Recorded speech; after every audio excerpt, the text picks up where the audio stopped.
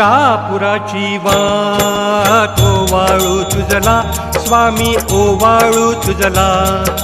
देहभाव अहंकार सहजची जाळीला कापुराची वाट ओवाळू तुझला स्वामी ओवाळू तुझला देहभाव अहंकार सहजची जाळीला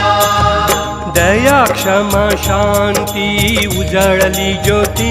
स्वामी उजळली ज्योती स्वयं प्रकाश रूप स्वामी देखिली मूर्ती कापुराची